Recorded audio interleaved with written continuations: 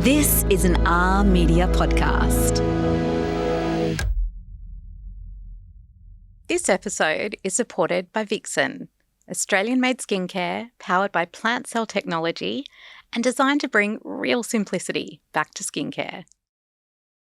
Love has never been one size fits all, and these are the stories we love to tell at the Australian Women's Weekly. For over 90 years, we've been bringing you stories of hope, of heart and connection that reflect the world we live in.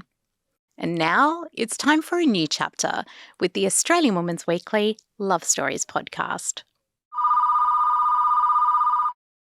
Hey Tinks, I just wanted to tell you all about a conversation I've just had with Sarah, Todd and Declan Cleary from MasterChef and the absolutely insanely terrifying journey they had in the birthing suite when they had their twin girls. It really took me back to that moment when I was in the birthing suite with you and you were having Sammy, and how it was equal parts beautiful and just heart-stoppingly scary. Anyway, I'm looking forward to telling you all about it. I'll speak to you soon. Love you. Bye. What does winning look like to you? For Sarah, Todd and Declan Cleary, they thought it was a trophy when they first walked into the MasterChef Australia Back to Win kitchen as competitors. But as they battled it out side by side, the heat in the room wasn't just coming from the ovens. Suddenly, winning looked a lot less like a trophy and a whole lot more like love. But love, like cooking, rarely goes to plan. It asks you to be patient, to be brave, to adjust the seasoning to taste, and sometimes to just completely trust the process.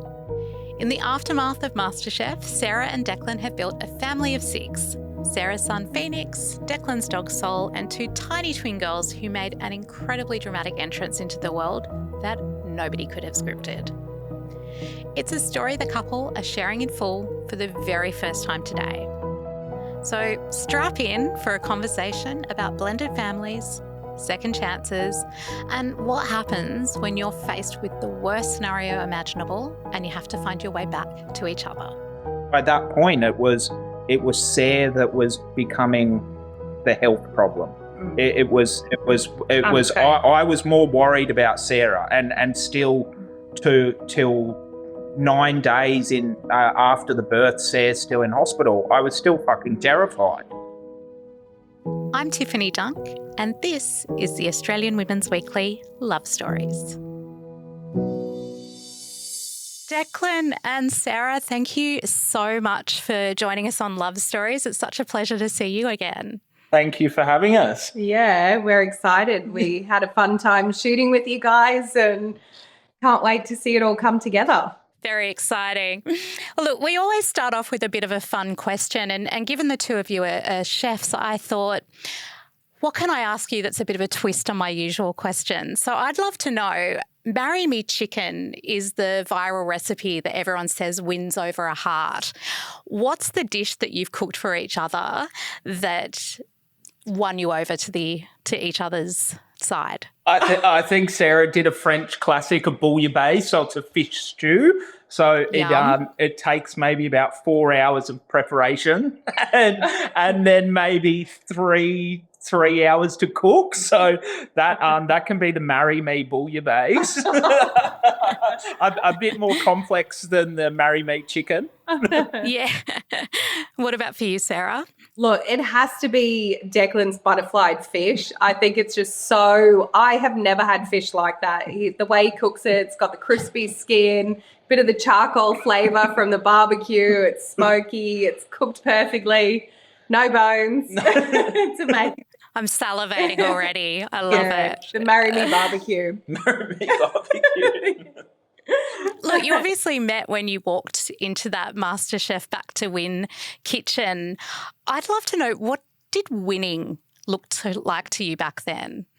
Well, for me, you know, as a single bloke with a building company back in Sydney and a huge passion for food, I think winning 250 grand at my age was going to be the epitome of setting me up, buying a house and kind of, you know, just building my dream home and working on that life. What about you? I think for me, winning is I feel like for me, winning is there's always ways to gain something out of every situation. And I knew walking into the MasterChef kitchen, every time I walked out, I walked away with something that changed my life. And this time round, it was very different to the times before. But, I'm a very optimistic person, and I always find positives in situations. And I knew that there's a slight chance I might win the competition, but I also knew there's a big chance that I wouldn't. But I knew that I had to take every moment and enjoy the process, enjoy the competition. And I knew I would walk away with something amazing. And it was a little bit more than what I expected. Absolutely. And you walked in a winner. Sarah walked in with those eyes locked on winning, as I'm sure everyone did. But, still back her to this day. She definitely could have won that competition more than once. And like we say, we've both come out winners. Like, you can't put prize money on what we've walked out with. So. Absolutely. So when did you realise that the sparks or the fire was a little bit more than those the ovens in the MasterChef kitchen going on? Go on. I feel like it was quite an interesting start because we both have a mutual friend in Rhiannon, and I think we started spending time together really early on. And I just remember sitting in the green room and Declan walking over, and I was just sitting there on my own, and he just sat in front of me and just started having this really solid chat. And I was like, oh, good on you. Like, this is amazing because, I think just, it just felt like, I could see how amazing Declan was just to be himself and just to show up and have a really good chat. And I think I was like, oh, okay, this is a really good trait in Declan. And, and I think that's where our friendship began. And then from there, we just started hanging out a lot on the weekends. And, the whole competition is such an intense process that you really need the downtime to be able to cope with it and finding ways to just enjoy amongst that chaos. And I think we really did that on the weekends. And hanging out completely platonically. And that's what I saw in Sarah. I just saw her, like, we just clicked. And I was like, God, like, we're going to be good friends. Yeah, I think there was just like that mutual ground and mutual passion of both loving cooking, having a passion for it. And we were there with the intention to win. So, it wasn't like a love show where we were there to find love. It was like that wasn't even on the cards. So it was it's just like, it's really special. I think we both look back at it a lot and think like, geez, it was really beautiful how we met. I think too, MasterChef, reality television, but MasterChef in particular really opens you up to being quite vulnerable in a very public setting. So do you think that sort of ability to open up in terms of vulnerability in that sense has helped your relationship as well and has really progressed it in that way? I feel like the show has kind of two sides to it where you do have to really open yourself up to a lot of criticism. And so you almost put up a certain amount of barriers and walls when you're in the competition. So I think for us, we found a safe space in helping each other to cope with that and to lift each other up and to maintain that positive energy even when we were going through really sort of stressful times in the competition. So I think that was like a little safe space for us to have. And I think it kind of, it shows that camaraderie of MasterChef and the fact that we were really happy for each other to do well, even though we were competitors and just friends at that point. So I think we're really lucky to have each other in that sense. Yeah. So at what stage did friends become, I think this might be something a little bit more? It has to be when Sarah was put up for elimination. And then the following week, she got put in another elimination. I was like, shit, I could lose her here. I'll never see her again. She'll be back to her life and I'll be back to my life in Sydney. So we're walking in to the elimination and Sarah's wearing the black apron and we're all lined up, like ready to walk through those doors, and it's boiling, bubbling up in me. And I've always said to myself, just have 20 seconds of courage and block out everything that's going on in the world. And I think I did a pretty good job of it. But I tapped her on the shoulder and I said, "Oh, Sarah, I was just wondering, like, you know, did you maybe want to go on a date with me?" And she's like, "What?" And I'm like, do you want to go on a date with me? And she's like, "You're an idiot."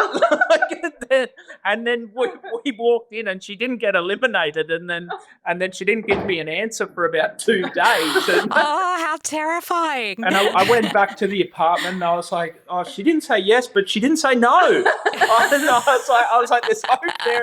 And then I think I messaged her like, you know, "Hey, like I don't want this to, you know, put something between our friendship."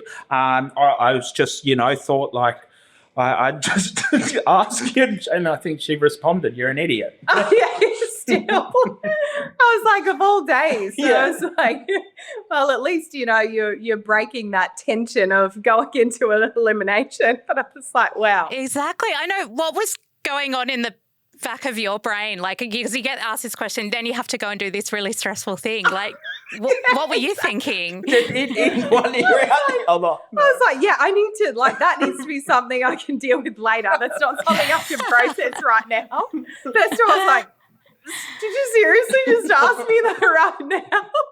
And then I was like, okay, I have time to process this. And yeah, 2 days later, I think I said yes after that point, and that's where it kind of started to flourish. But had you had that little thought though in the back of your brain? Obviously, Declan was pretty set on you and knew that you were someone special in a romantic sense. Had you had that little feeling in the back of your brain as well? I think I just remember the moments when, you know, we were planning like little get-togethers and outings, and I was just always so excited that Declan was going to be there. And I think it was just, you know, looking back at that, just realizing as those butterflies are starting to come on, and and I realized that they definitely were strong feelings, and I think, you know, just in the setting that we were, and I think that it was nice to just kind of let all of that sort of happen naturally and organically.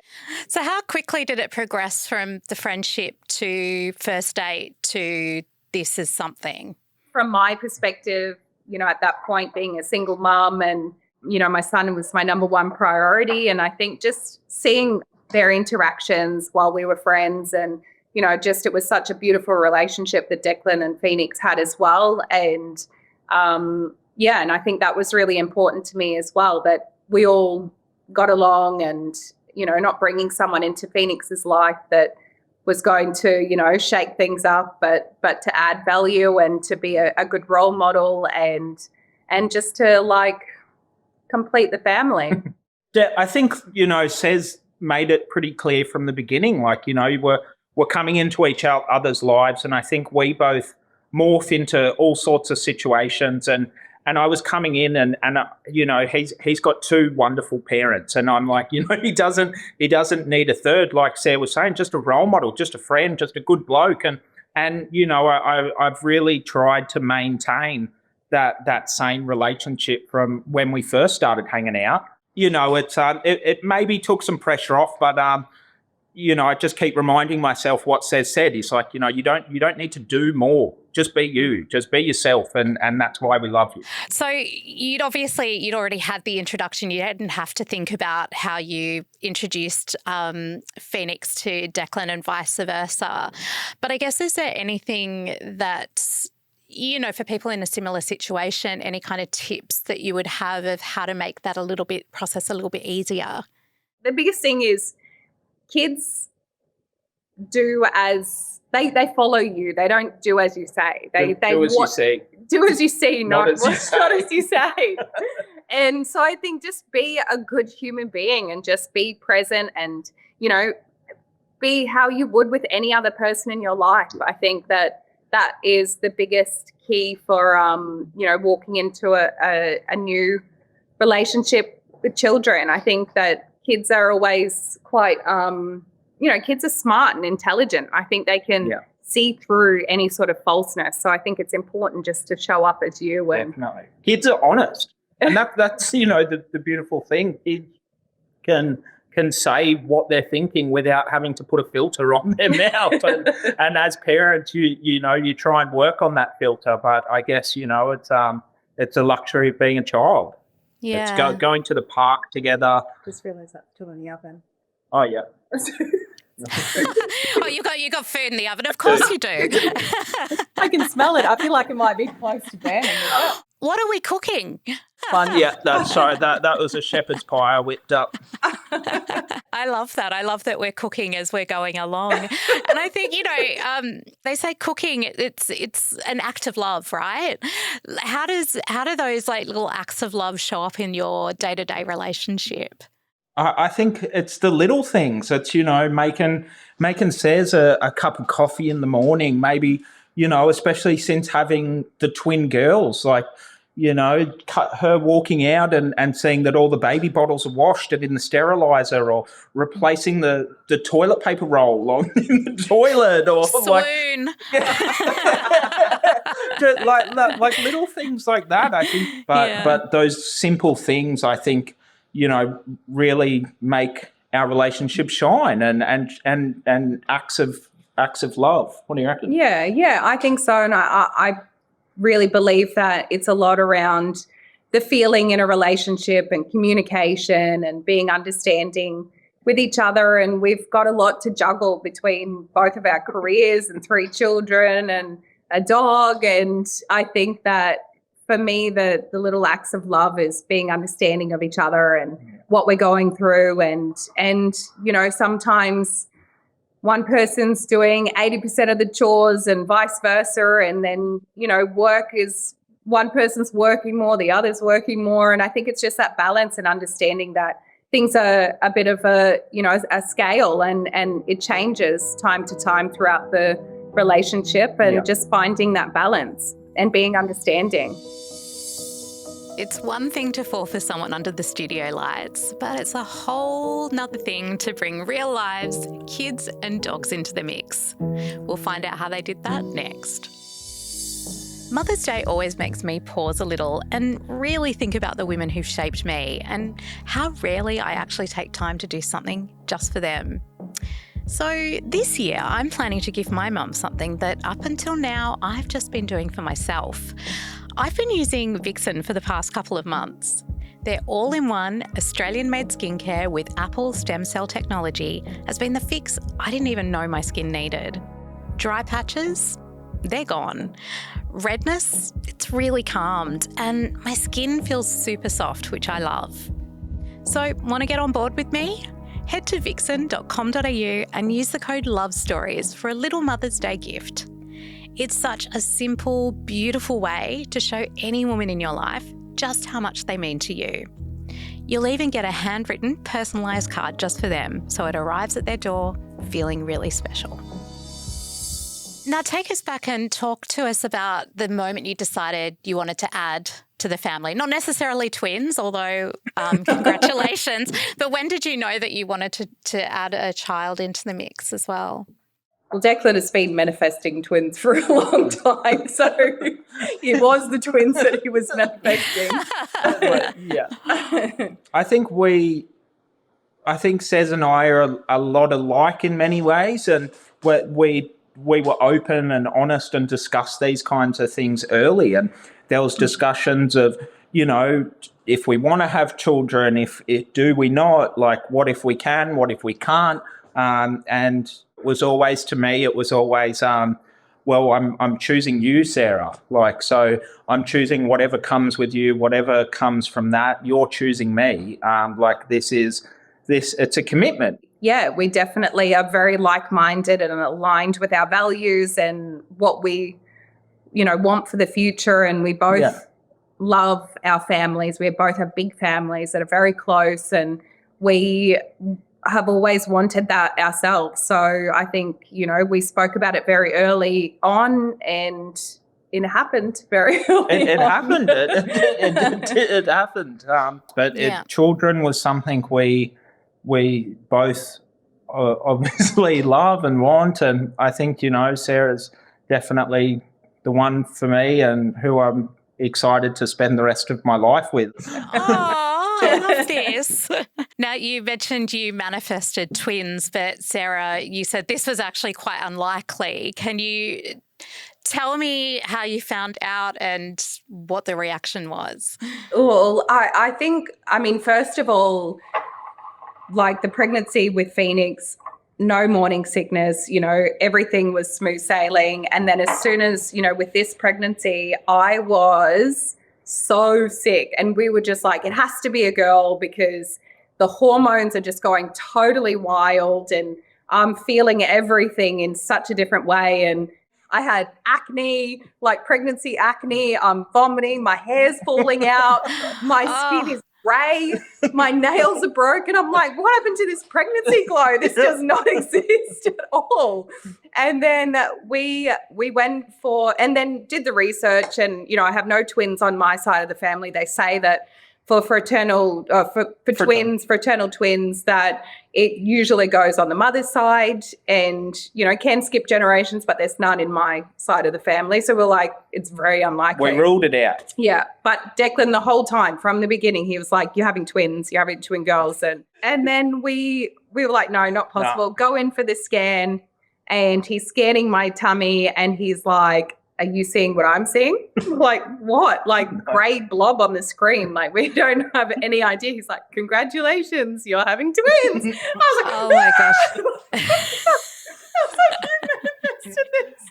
I was like, oh, my gosh. And I was just bawling my eyes out just with happiness and just like pure joy. I just still can't believe it. I look at the little girls and pinch ourselves every day. And they're just... So fraternal, that it can be hereditary and age and all those factors, but our little girls, there's a 0.3% chance in all births that we get the type of monodi identical twins that we've been lucky enough to have, and it's a complete fluke. So there's no factors that come into play with Claudia and Charlotte, and I just think, it comes down to complete manifestation and being blessed. Like, we're extremely lucky. Yeah, Declan, it does sound like you put your mind to something and it happens. From asking Sarah out on that date to manifesting twins, you're a man who knows what he wants. Yeah. That's why I say you can't think negative thoughts because everything you think comes true. So I'm like, snap out of it.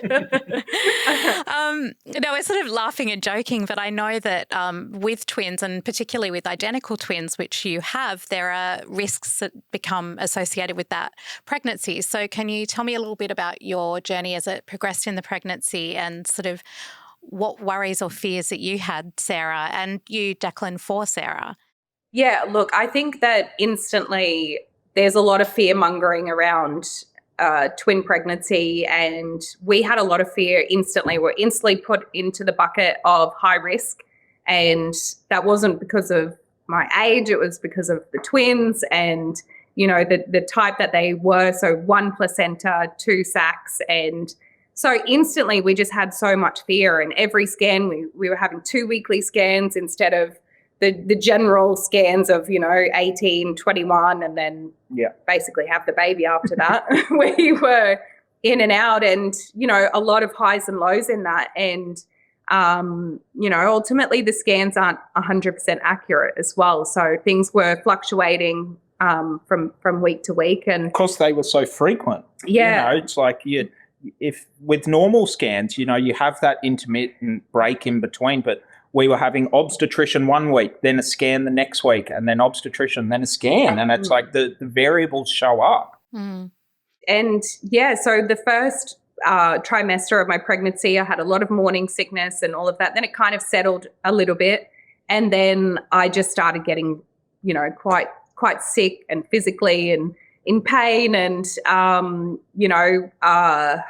just kind of seemed to be unwell for a lot of the end of it. I was like, gosh, I don't remember it being this difficult, but I had it set in my mind, I want to make it to 36 weeks and whatever it took, I was going to get to that point.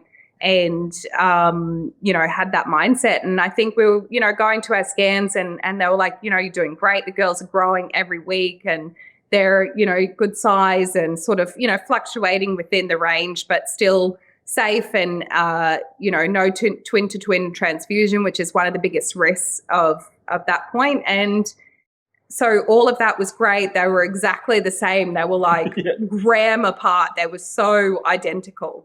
And then towards the third trimester, I just started to get really unwell. I, had a lot of pain. I couldn't sit. I couldn't stand for more than 15 minutes. I couldn't sit for more than 15 minutes. Couldn't sleep for more than 15 minutes. So I was, had to pee every 15 minutes. It was just, things just got really painful and really quick. Like they took a turn. Yeah, really quickly in the third trimester. And from that point, still having the scans, and the girls were growing really well and everything was fine with the girls. It was just me physically at that point. My body wasn't coping. And then I got a cold as well, and, things got really bad. Then I started to get really swollen. So it was like my legs literally looked like a porchetta, like it was like thigh to foot. There was no. I love that you've put this in a cooking analogy. It's just like, and then it became like a bit of a game. Phoenix would come over here, be like, "Oh, look, when I press you, it doesn't come back, and there's a hole in your foot." I know you're laughing, but that must have been so scary. Oh, it's crazy. It was. Yeah, if you're not laughing, you're crying. And there was plenty of tears that were shed. Yeah. And then I just took a real turn at around 30 weeks. And I just, from then onwards, I was in excruciating pain. And I was just so blown up like a balloon. It was just like instantly, my face, my fingers, my joints, everything was aching in every part of my body, and there was not an inch of me that wasn't in pain. And still had my scans. The babies were still fine. Everything was good. And then we were coming up to the 34-week scan, and I just before that, my iron levels had dropped to, I was now anemic. So we went in for an iron transfusion. Transfusion? Yeah, infusion. Iron infusion. And then and that was an emergency in itself, like that was I was ringing around all the medical centers and we couldn't book her in for 2 weeks, and Cez can't even get out of bed, and I'm like, jump in the car, I'm taking you to emergency.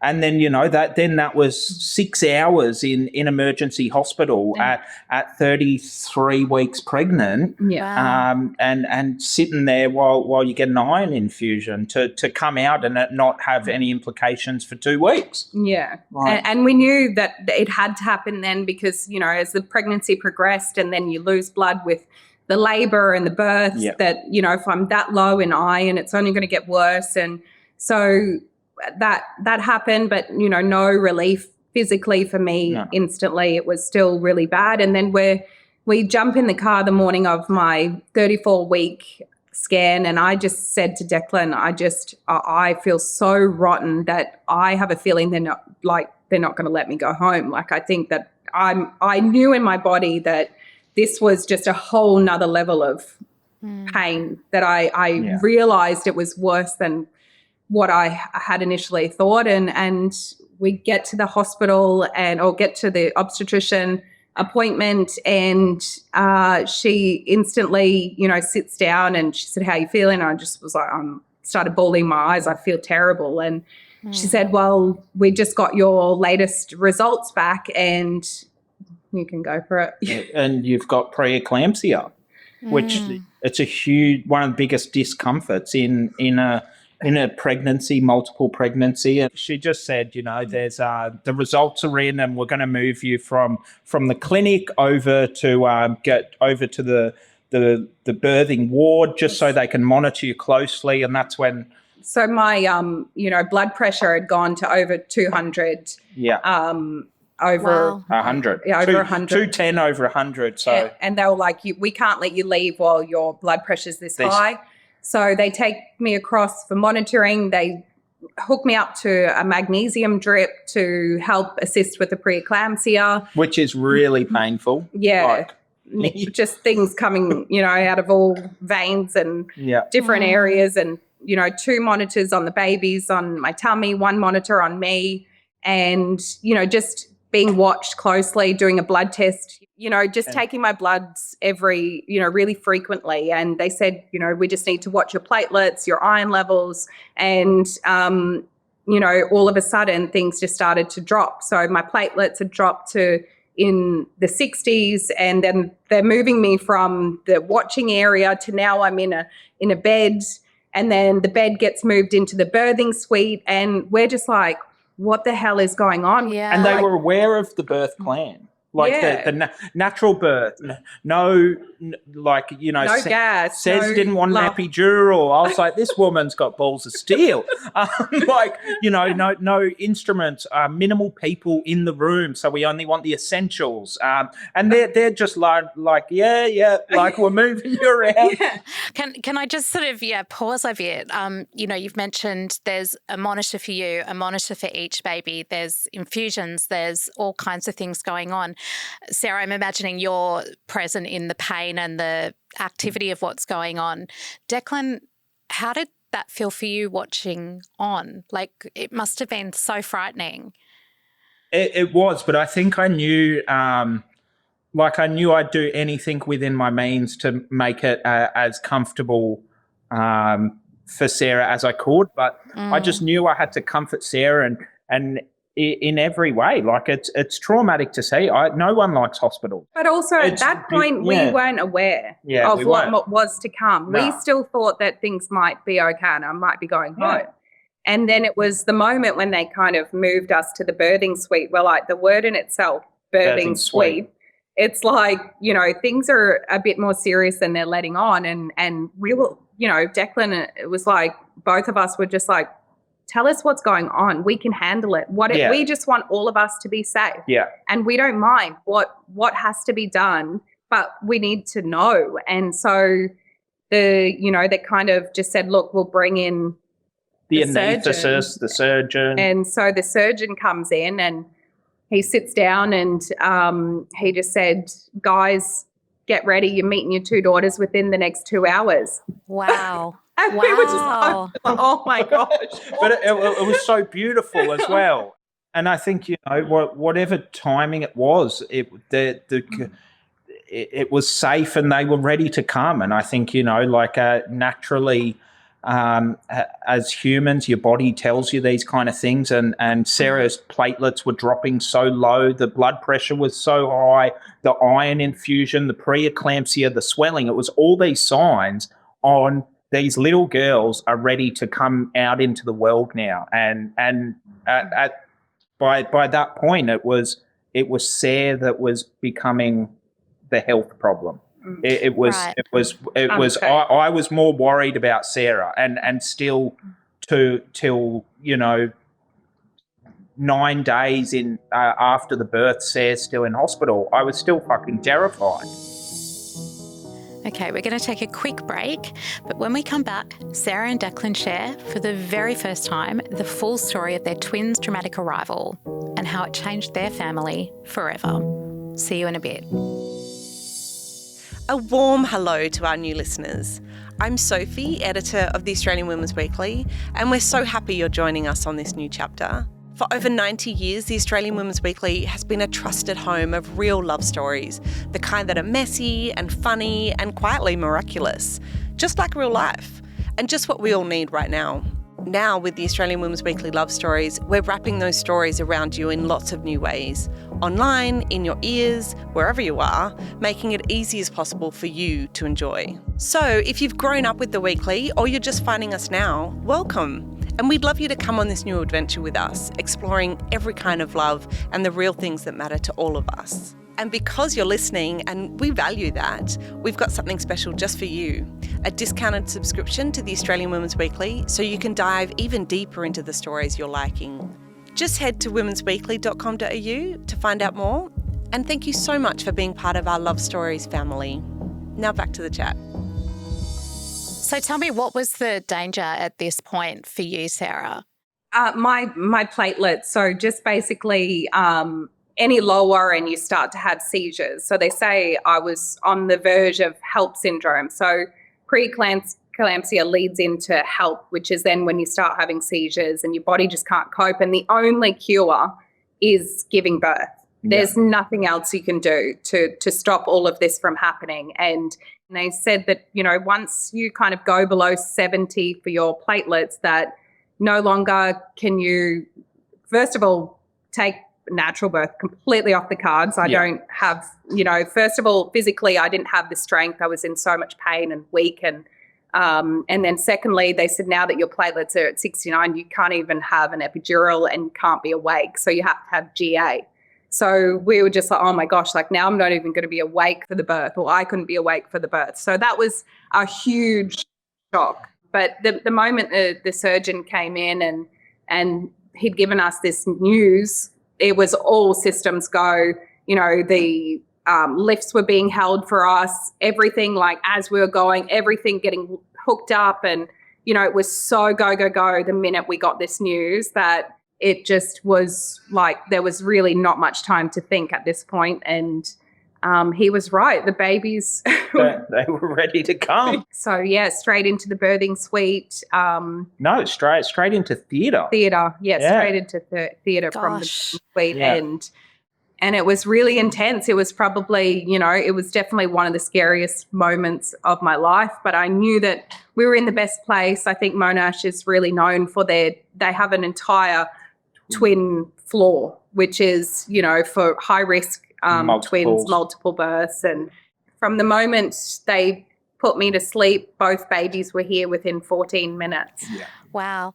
Declan, you mentioned, part of your birth plan, I think, was not to have too many bystanders in the room or only essential people. And there were how many people in the room at this point? There was 18, and it was I wasn't letting it happen without me being in there, and it's a big thing of when you're in theatre and GA, they don't allow anyone in, and I just said I'm coming in, whatever has to happen. So they said, all right, you shut up and stand in the corner.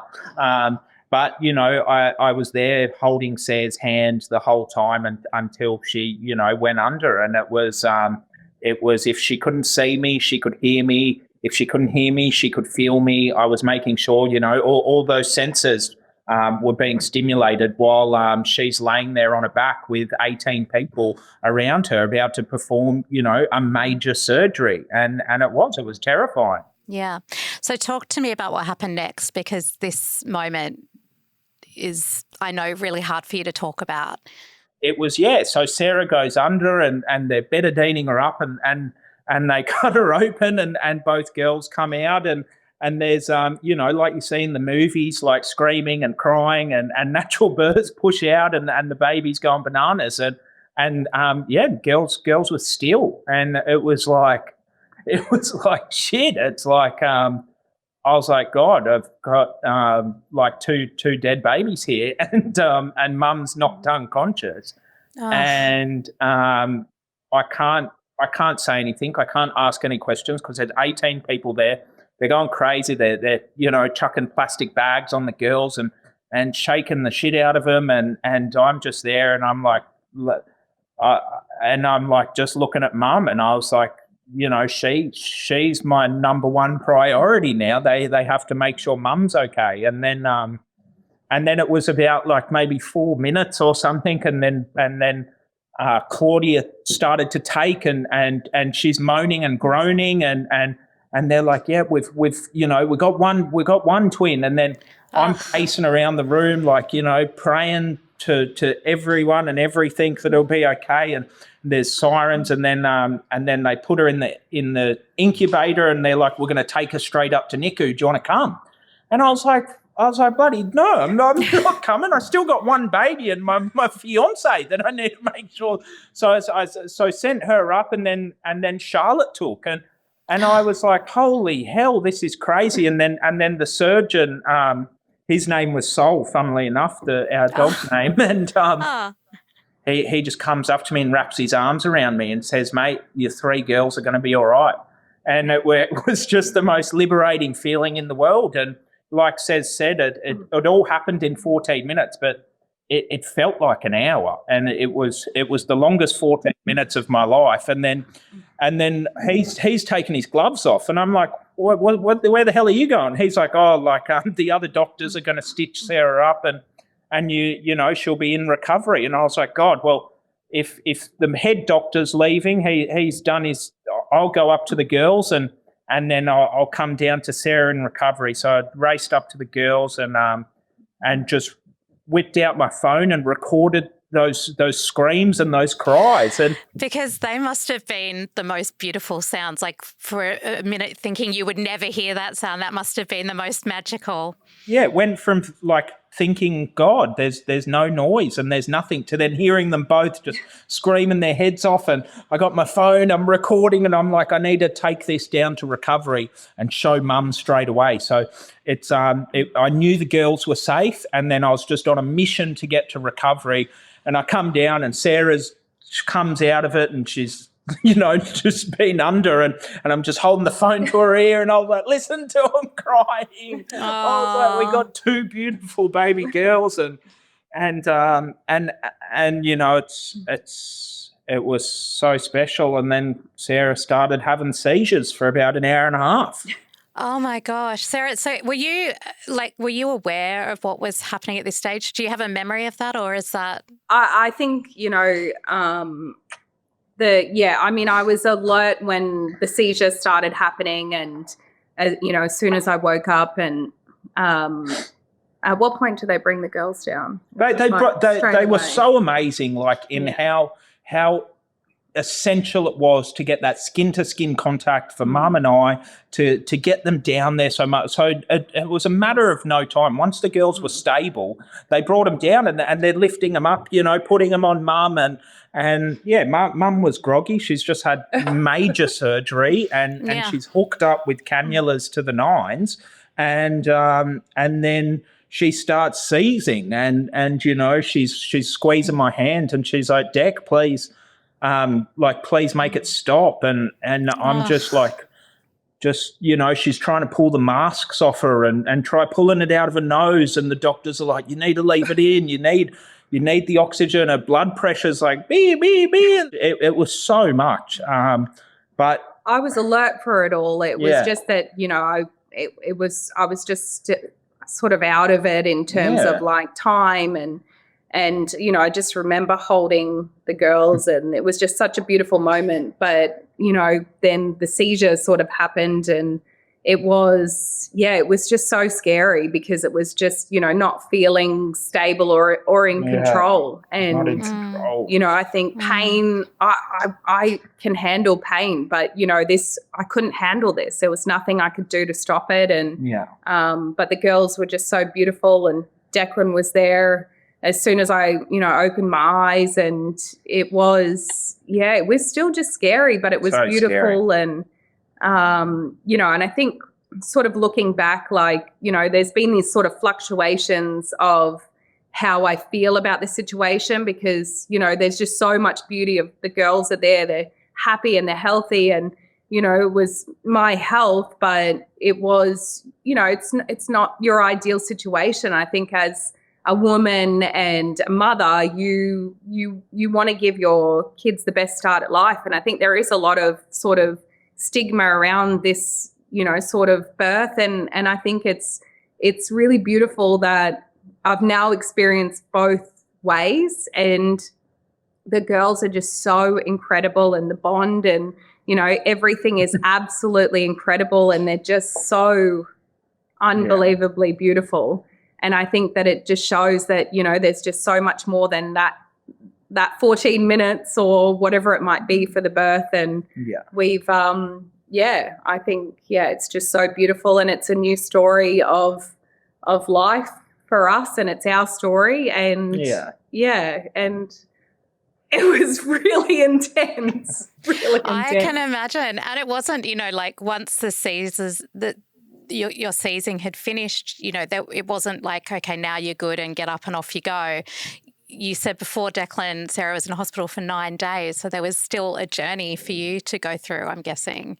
My recovery was really tough because the preeclampsia took, I think I'm still kind of recovering from it, to be honest. Yeah. And, wow. My body has still not been, fully recovered at this point. But, I think that it was really amazing that we had that support, and you can see it in the girls. They just have grown so much, and they're just so touch wood healthy. And amazing and beautiful.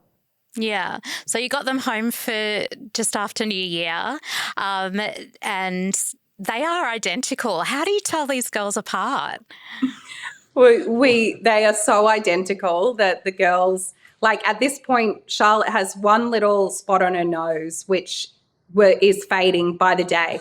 So we're like, when that goes, we definitely need to get their ears pierced or something. And then they're so identical that like, even down to like the day, like the time they poo at the same time. Yeah, it's so wild. Oh my gosh. They wake up at the same time, and it's like, you know, they're just, They cry at the same time. yeah, it's all Like it's they'll look at you and interact and give you the same reactions. Yeah. And it's so special now. Like in the last few weeks, it's really started to take a turn where they're showing a lot more emotion and they're giving you smiles and little giggles, and it's like, holy shit, this is crazy. Yeah.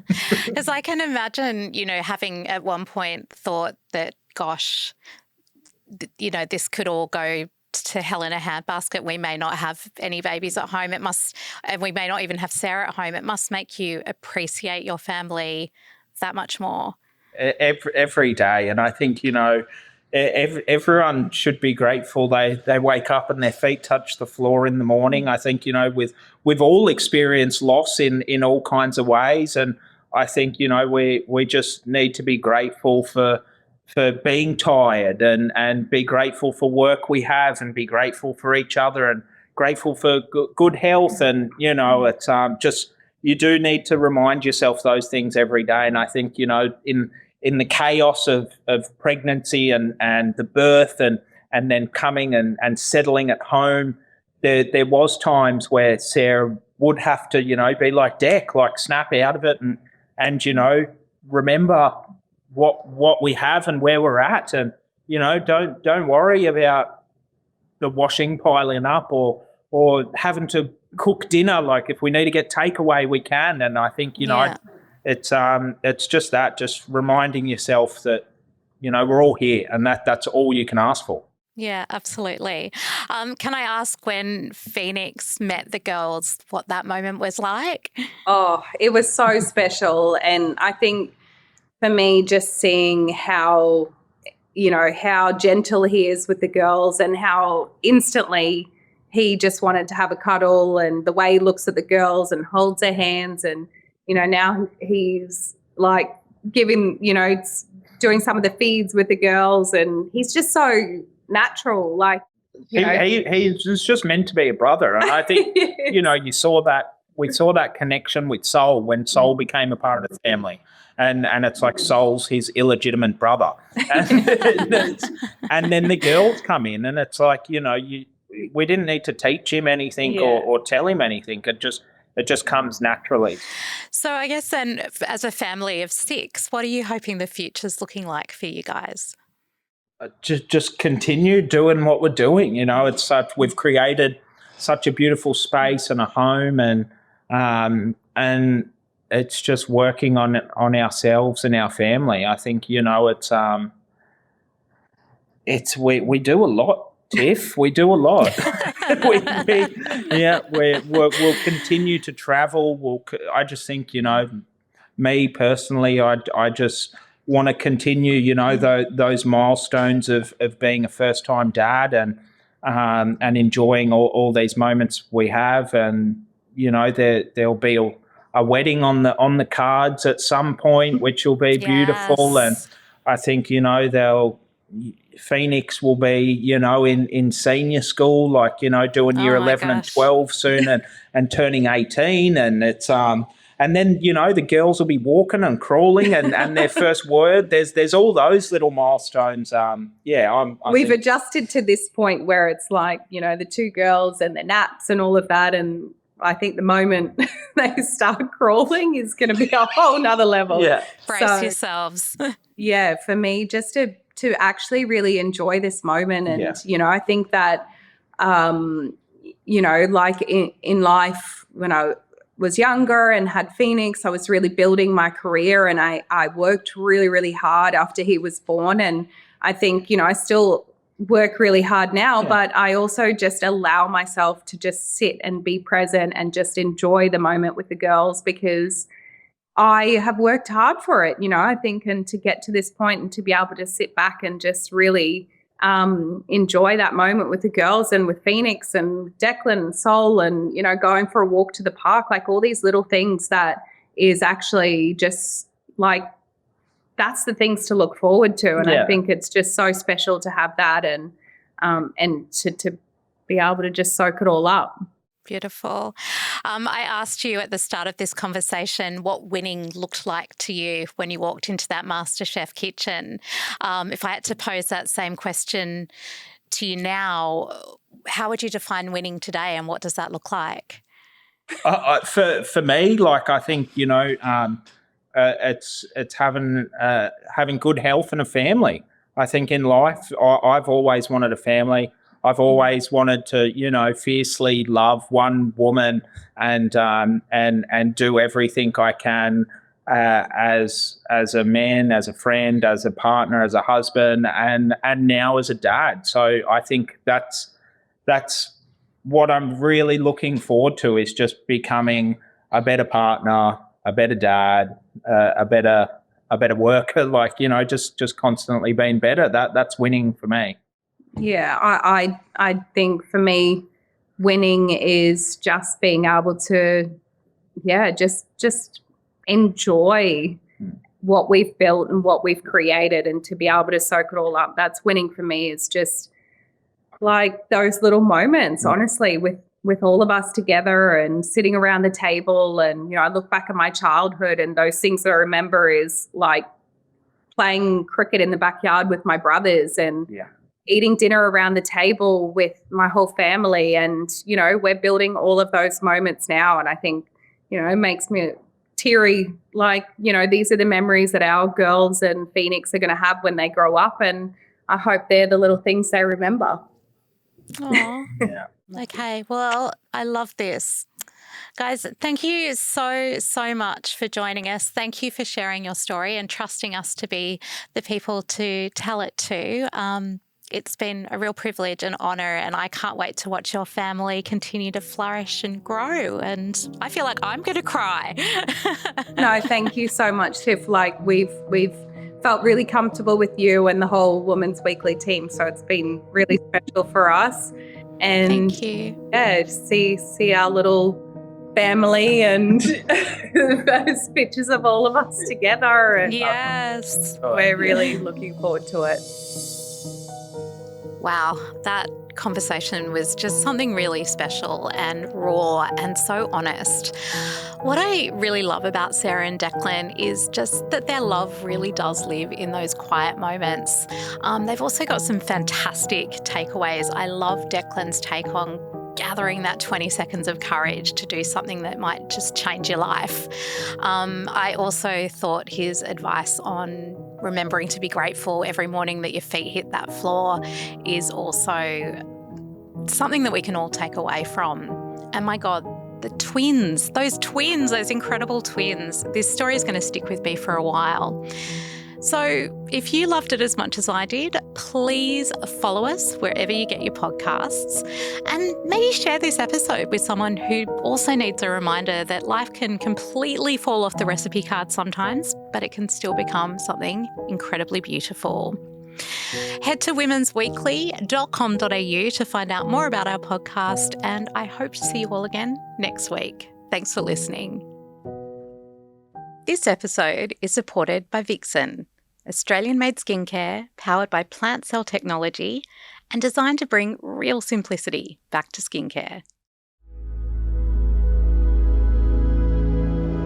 This is an R Media podcast.